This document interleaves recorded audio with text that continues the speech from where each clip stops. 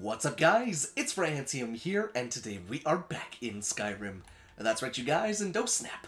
It's gonna be an awesome freaking day. So guys, welcome back, and happy Showcase Day. So today you find me hanging out in the luscious orange birch trees of the Rift, taking a look at the HEARTWOOD Castle. Now, I know what you're saying. It's basically the Dawnguard Castle and or Shellblade Castle, but I can confirm it is different. It looks the same on the outside as far as like the actual building goes, but the inside is very different. Now, I will go ahead and show it to you on the map. It is located right here, just down the road from Riften, and Iverstead is somewhere right there. So you can go ahead and take a horse, take a cart, whatever you want, come down here and hang out. So, there are a couple things to know with this home. One, it is technically both free and requires a purchase of 20,000 gold. And I'll explain a little bit as to why that is in a moment. But in order to procure this home, you're going to need to approach these guys' bodies, and you're going to want to find the bounty.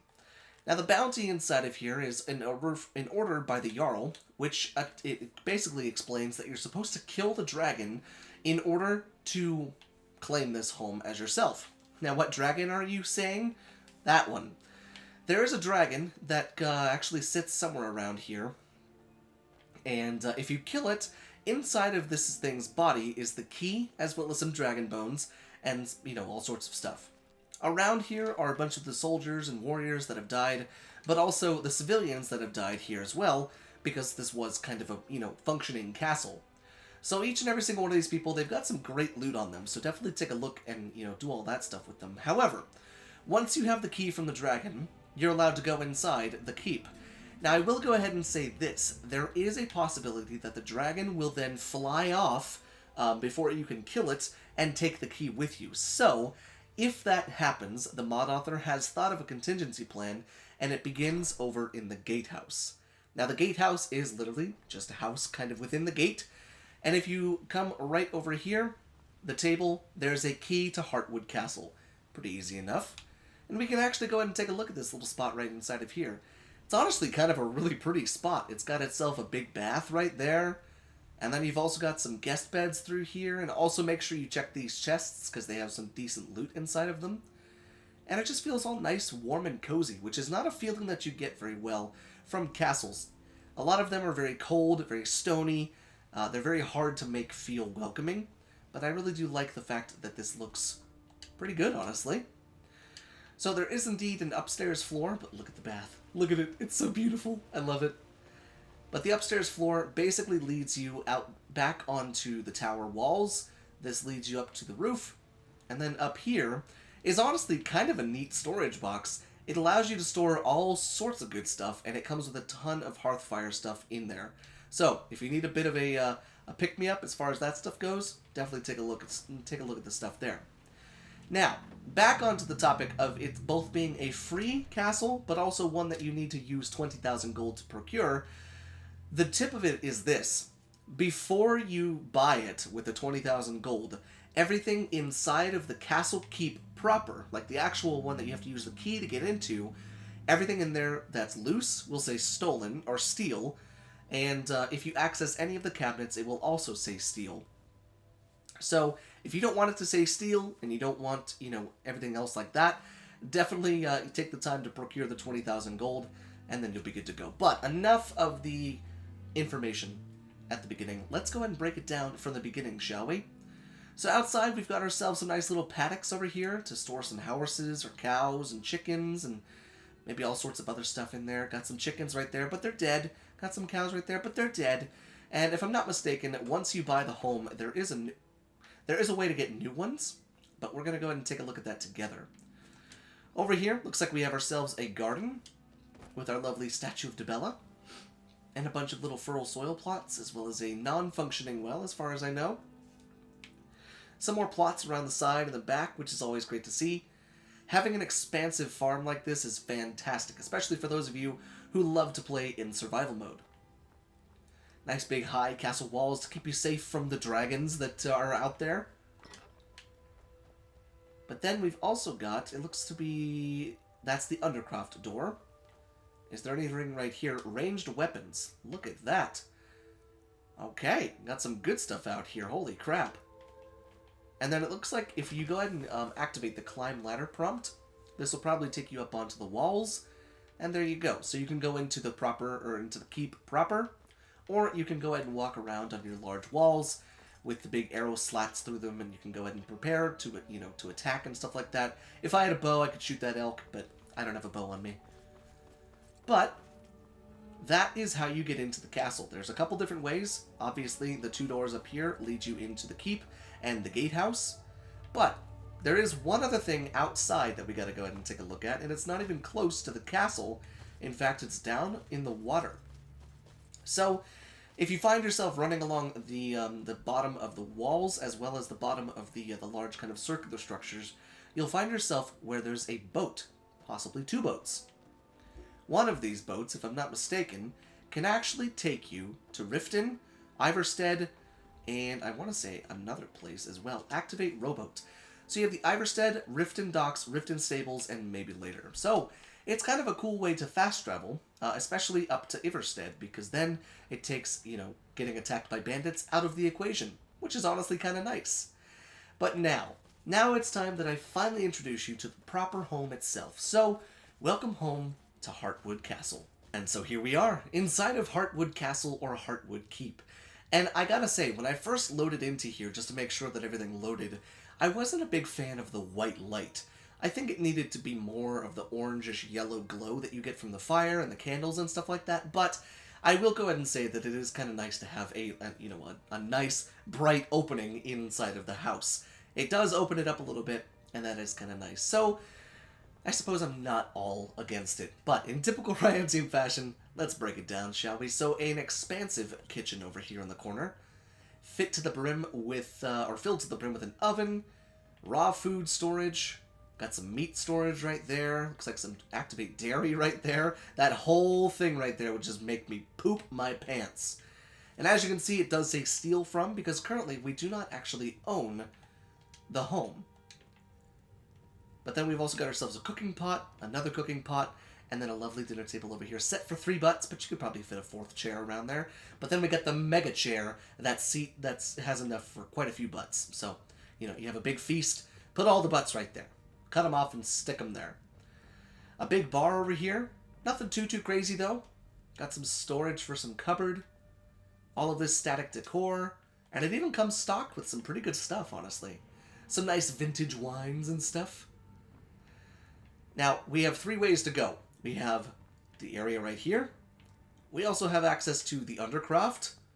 And then we're also going to want to go ahead and go upstairs. But I think we'll go ahead and go upstairs first and work our way back down. That way we can purchase the home and then go from there.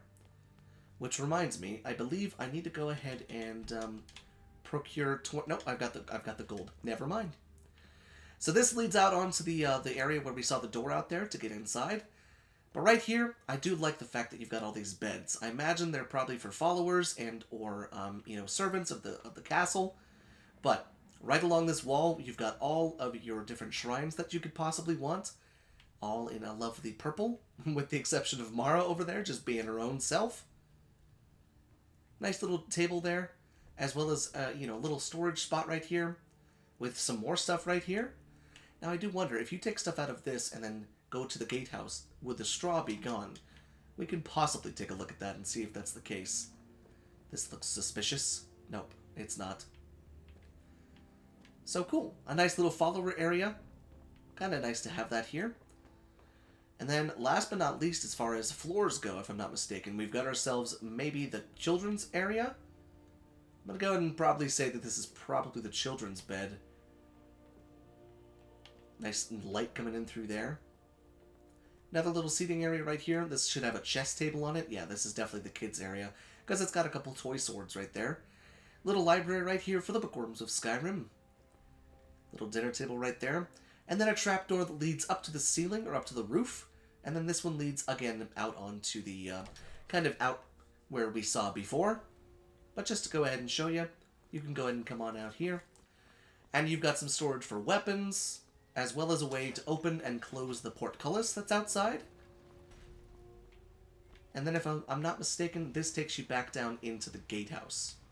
Yes, indeed. And now that we're back in the gatehouse, is that straw gone? It is. So it's linked storage. Interesting. That's kind of cool. So there is some linked storage going on in this castle. That just gave it some brownie points.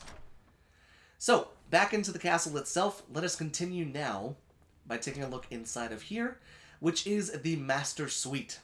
Now, the Master Suite is home to pretty much all of the bells and whistles that you possibly need, but the most important being activating writing materials. What this does is it allows you to purchase the hold, or purchase the castle for 20,000 gold. So let's go ahead and purchase the 20,000 gold. A little bit of time will go by. And now you own the deed to the Heartwood Castle and you have a letter from the Jarl. So, if you want to go ahead and read the letter from the Jarl, you absolutely can. Right here. And there you are. So now that you own the castle, everything that you access will be perfectly safe to take things from. You won't be stealing, and if there's anybody to see you, they're not going to be witnesses against you in a trial. But got yourself a nice big cooking pot, a big fire, nice big master bed, a couple little wardrobes right here, which is definitely suspicious. Artifacts and relics. Activate Hoard. Oh man, so you can make some of your money back. That's kind of cool. And we've got ourselves armor right there. Ranged weapons, and as we saw that there were ranged weapons outside, there are the same ones there. And then right inside of here, jewelry, clothes, robes, cloaks. Oh, I like the way that those are all stored. And then just in case, an extra key to the castle, which is always great to see. Got some books right here for the bookworms of Skyrim. And then on the other side, we have ourselves the Arcane Enchanter, as well as the Alchemy Lab, which is great to see. Now you're probably wondering, what is this door? The door leads out onto your very own private balcony for you to go ahead and observe everything down there. And as you can see, because we own the structure now, there is a dog, there's a cow, there's a goat, and I saw some chickens walking around as well, which is always fantastic if you're one that likes the wildlife around Skyrim.